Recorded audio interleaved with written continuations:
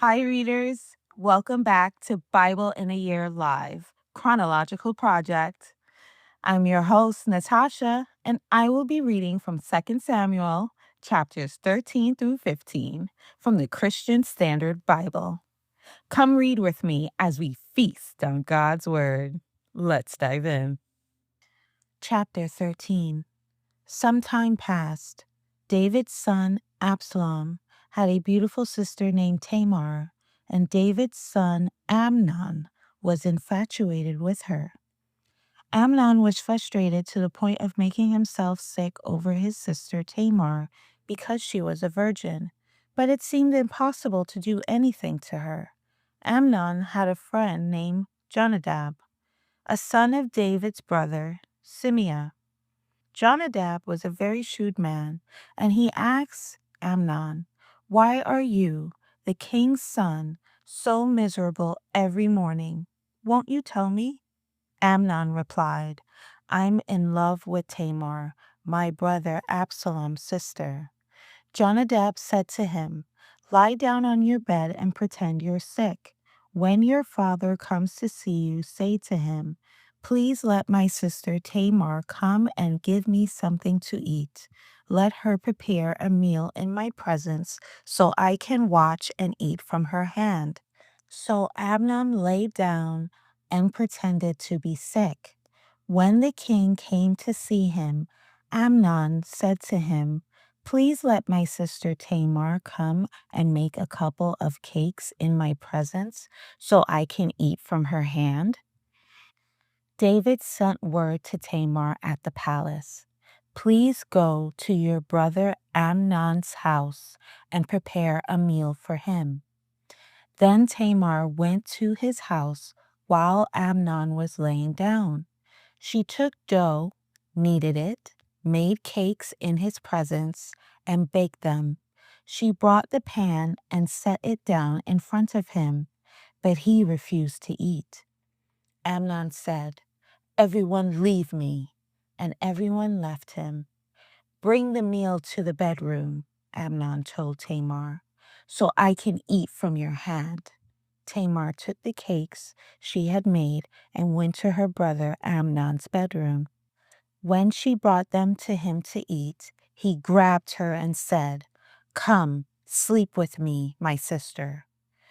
"Don't, my brother," she cried. "Don't disgrace me, for such a thing should never be done in Israel. Don't commit this outrage. Where could I ever go with my humiliation? And you would be like one of the outrageous fools in Israel. Please speak to the king, for he won't keep me from you." But he refused to listen to her, and because he was stronger than she was, he disgraced her by raping her. So Amnon hated Tamar with such intensity that the hatred he hated her with was greater than the love he had loved her with. "Get out of here," he said. "No," she cried. "Sending me away is much worse than the great wrong you've already done to me." But he refused to listen to her. Instead, he called to the servant who waited on him, "Get this away from me. Throw her out," and bolt the door behind her. Amnon's servant threw her out and bolted the door behind her. Now Tamar was wearing a long-sleeved robe because this is what the king's virgin daughters wore. Tamar put ashes on her head and tore the long-sleeved robe she was wearing. She put her hand on her head and went away crying out. Her brother Absalom said to her, "Has your brother Amnon been with you? Be quiet for now, my sister. He is your brother. Don't take this thing to heart." So Tamar lived as a desolate woman in the house of her brother Absalom. Absalom murders Amnon.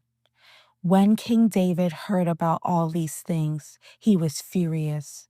Absalom didn't say anything to Amnon, either good or bad, because he hated Amnon since he disgraced his sister Tamar. 2 years later, Absalom's sheep shearers were at Baal Hazor near Ephraim, and Absalom invited all the king's sons. Then he went to the king and said, "Your servant has just hired sheep shearers. Will the king and his servant please come with your servant?" The king replied to Absalom, "No, my son, we should not all go, or we would be a burden to you." Although Absalom urged him, he wasn't willing to go, though he did bless him. "If not," Absalom said, "please let my brother Amnon go with us." The king asked him, "Why should he go with you?" But Absalom urged him, so he sent Amnon and all the king's sons. Now Absalom commanded his young men, "Watch Amnon until he is in a good mood from the wine. When I order you to strike Amnon, then kill him. Don't be afraid. Am I not the one who has commanded you? Be strong and virulent." So Absalom's young men did to Amnon just as Absalom had commanded. Then all the rest of the king's sons got up and each fled on his mule. While they were on the way, a report reached David. Absalom struck down all the king's sons. Not even one of them survived. In response, the king stood up, tore his clothes, and laid down on the ground, and all his servants stood by with their clothes torn. But Jonadab, son of David's brother Shimei, spoke up. "My lord must not think they have killed all the young men, the king's sons, because only Amnon is dead. In fact, Absalom has planned this ever since the day Amnon disgraced his sister Tamar. So now, my lord the king, don't take seriously the report that says all the king's sons are dead. Only Amnon is dead." Meanwhile, Absalom had fled. When the young man who was standing watch looked up, there were many people coming from the road west of him, from the side of the mountain. Jonadab said to the king, "Look, the king's sons have come. It's exactly like your servant said." Just as he finished speaking, the king's sons entered and wept loudly. Then the king and all his servants also wept very bitterly. But Absalom fled and went to Talmai, son of Amminahud, king of Geshur, and David mourned for his son every day.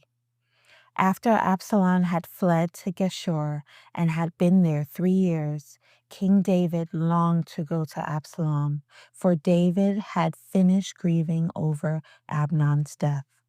14. Absalom restored to David. Joab, son of Zeruiah, realized that the king's mind was on Absalom. So Joab sent someone to Tekoa to bring a wise woman from there. He told her, "Pretend to be in mourning, dress in mourning clothes, and don't put on any oil. Act like a woman who has been mourning for the dead for a long time. Go to the king and speak these words to him." Then Joab told her exactly what to say. When the woman from Tekoa came to the king, she fell face down to the ground, paid homage, and said, "Help me, your majesty." "What's the matter?" the king asked her. "Sadly, I am a widow. My husband died," she said. "Your servant had 2 sons. They were fighting in the field with no one to separate them, and one struck the other and killed him. Now the whole clan has risen up against your servant and said, 'Hand over the one who killed his brother, so we may put him to death for the life of the brother he murdered. We will eliminate the heir.' They would extinguish my one remaining ember by not preserving my husband's name or prosperity on earth." The king told the woman, Go home. I will issue a command on your behalf."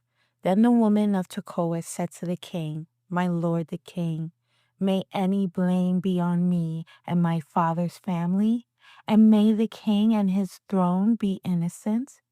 "Whoever speaks to you," the king said, "bring him to me. He will not trouble you again." She replied, "Please, may the king invoke the Lord your God, so that the avenger of blood will not increase the loss, and they will not eliminate my son. As the Lord lives," he vowed, "not a hair of your son will fall to the ground." Then the woman said, "Please, may your servant speak a word to my lord the king?" "Speak," he replied. The woman asked, "Why have you devised something similar against the people of God? When the king spoke as he did about this matter, he has pronounced his own guilt. The king has not brought back his own banished one. We will certainly die and be like water poured out on the ground, which can't be recovered." But God would not take away a life. He would devise plans so that the one banished from him does not remain banished. Now, therefore, I've come to present this matter to my lord the king, because the people have made me afraid. Your servant thought, I must speak to the king. Perhaps the king will grant his servant's request. The king will surely listen in order to keep his servant from the grasp of this man who would eliminate both me and my son from God's inheritance. Your servant thought, may the word of my lord the king bring relief, for my lord the king is able to discern the good and the bad like the angel of God. May the Lord your God be with you." Then the king answered the woman, "I'm going to ask you something. Don't conceal it from me." "Let my lord the king speak," the woman replied. The king asked, "Did Joab put you up to all of this?" The woman answered, "As you live, my lord the king, no one can turn to the right or left from all my lord the king says. Yes, your servant Joab is the one who gave orders to me. He told your servant exactly what to say. Joab, your servant, has done this to address the issue indirectly. But my Lord has wisdom like the wisdom of the angel of God, knowing everything on earth." Then the king said to Joab, "I hereby grant this request. Go, bring back the young man Absalom." Joab fell with his face to the ground in homage and blessed the king. "Today," Joab said, "your servant knows I have found favor with you, my lord the king, because the king has granted the request of your servant."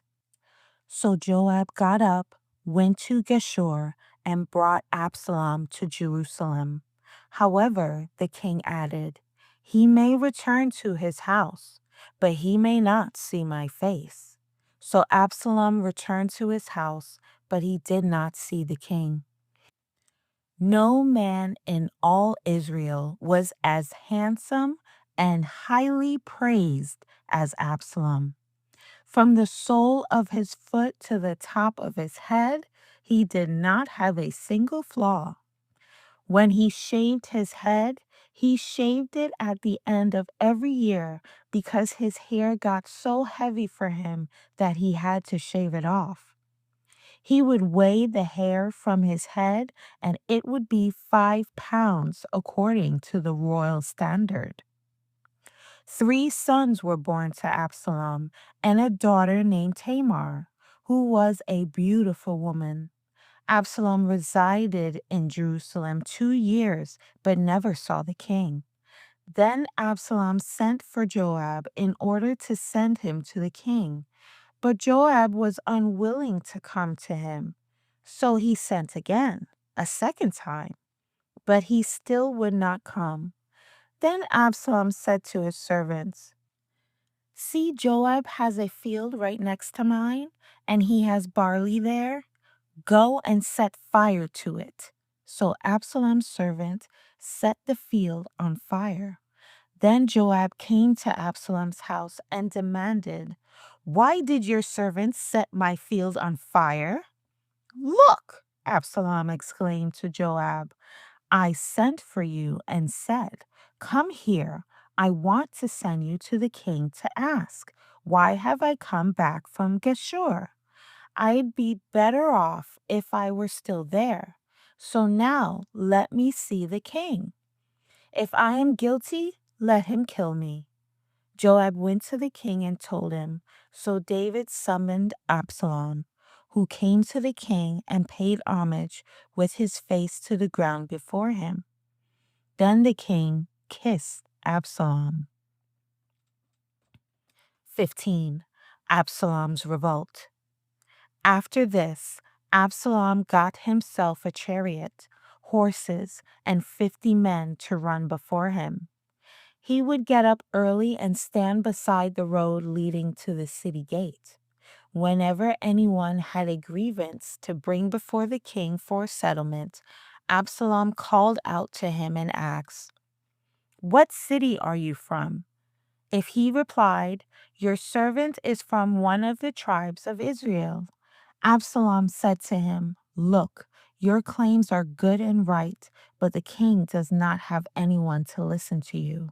He added, "If only someone would appoint me judge in the land, then anyone who had a grievance or dispute would come to me, and I would make sure he received justice." When a person approached to pay homage to him, Absalom reached out his hand, took hold of him, and kissed him. Absalom did this to all the Israelites who came to the king for a settlement. So Absalom stole the hearts of the men of Israel. When 4 years had passed, Absalom said to the king, "Please let me go to Hebron to fulfill a vow I made to the Lord. For your servant made a vow when I lived in Geshur of Aram, saying, 'If the Lord really brings me back to Jerusalem, I will worship the Lord in Hebron.'" "Go in peace," the king said to him. So he went to Hebron. Then Absalom sent agents throughout the tribes of Israel with this message: "When you hear the sound of the ram's horn, you are to say, 'Absalom has become king in Hebron.'" 200 men from Jerusalem went with Absalom. They had been invited and were going innocently, for they did not know the whole situation. While he was offering the sacrifices, Absalom sent for David's advisor, Ahithophel the Gilonite, from his city of Gilo. So the conspiracy grew strong, and the people supporting Absalom continued to increase. Then an informer came to David and reported, "The hearts of the men of Israel are with Absalom." David said to all the servants with him in Jerusalem, "Get up. We have to flee, or we will not escape from Absalom. Leave quickly, or he will overtake us quickly, heap disaster on us, and strike the city with the edge of the sword." The king's servant said to the king, "Whatever my lord the king decides, we are your servants." Then the king set out, and his entire household followed him. But he left behind 10 concubines to take care of the palace. So the king set out, and all the people followed him. They stopped at the last house, while all his servants marched past him.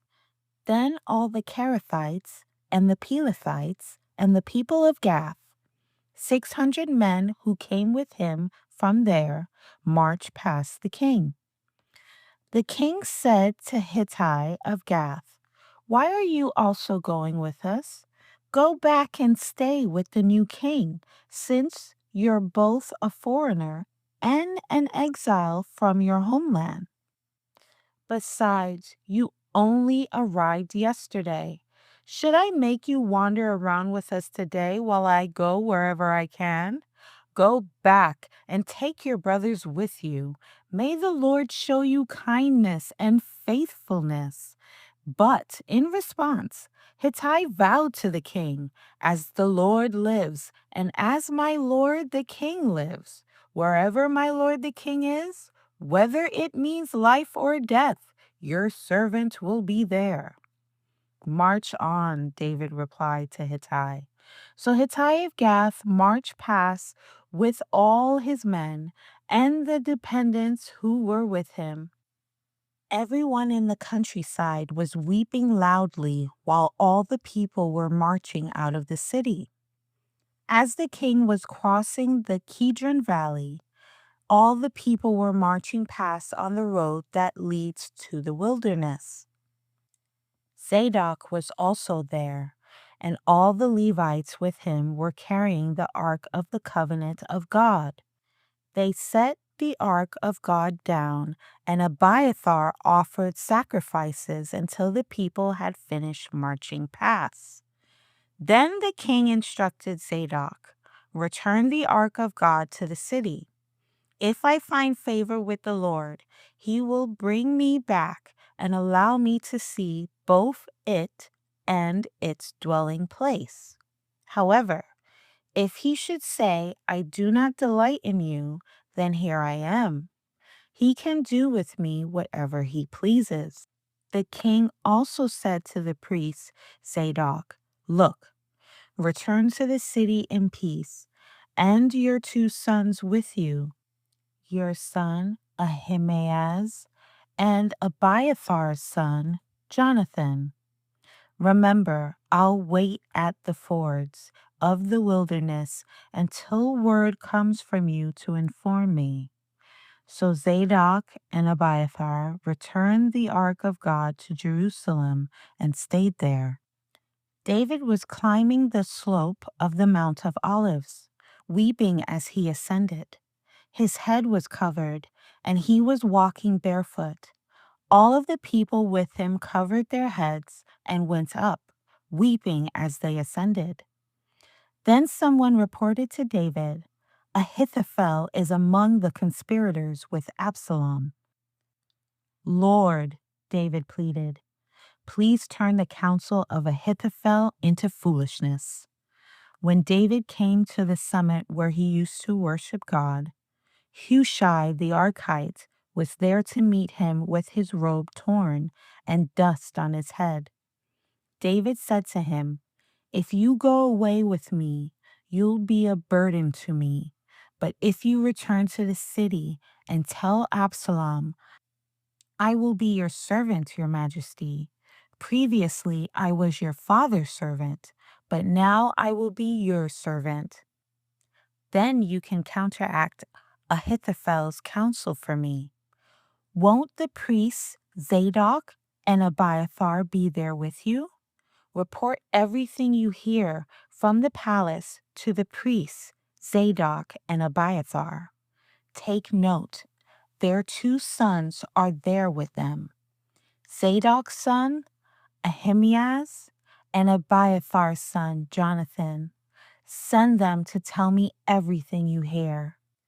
So Hushai, David's personal advisor, entered Jerusalem just as Absalom was entering the city. Thank you for joining me. I hope you enjoyed today's reading. Don't forget, we meet every Sunday evening at 6:30 p.m. Eastern Standard Time. Daylight savings is in effect. You can find the details in the description box below or by visiting BIAYLproject.com. Thank you, and we'll see you here again tomorrow.